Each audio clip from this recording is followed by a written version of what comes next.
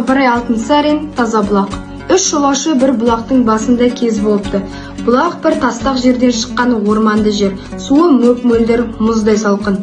3 жолаушы суға қанып тойып алғаннан соң, судың суағар жеріне тасқа қашалып жазылған бір жазуға көздері түседі.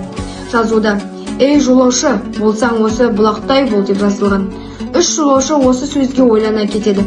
Бірінші жолаушы саудагер екен. Саудагер айтады: «Бұл жазылған ақыл сөз екен. Бұлақ күні-түні тынбай ағып отырады. Және де басқа өзендерге, бұлақтарға қосылып, бұдан үлкен өзен болады. Және бұның айтқысы келгені: сен де қызмет қыл, ешқашан жалқаланып қалма, сонда ғана мұратыңа жетесің» деген. Екінші жолаушы мүсәпір молда екен. Ол басын шайқап: «Жоқ, мен олай ойламаймын. Бұл сөздің мағынасы сіз ойлағаннан гөрі жоғары соқса керек. Бұлақ күні-түні тынбай ағып отырады. Және де ыстықтағанды салқындатып, шөлдегеннің шөлін қандырады. Бұдан мұрат сол: сен де біреуге жақсылық ет, бірақ оны ешкімге міндетсінбе, және де одан ақы дәметпе» дегені ме деп ойлаймын.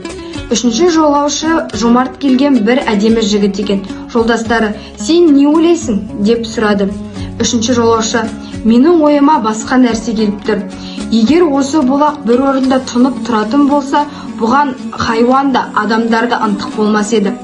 Бұлақ күні-түні тазаланып тұрғандықтан бұған адамдар ынтық болады. Демек, бұл сөздің мағынасы: бойыңды, көңіліңді осы бұлақтай таза сақта» дегені ме деп ойлаймын. Менің осы шығармадан түйгенім: әр адам өзінің бойында, көңілінде осы бұлақтай сақтауы керек.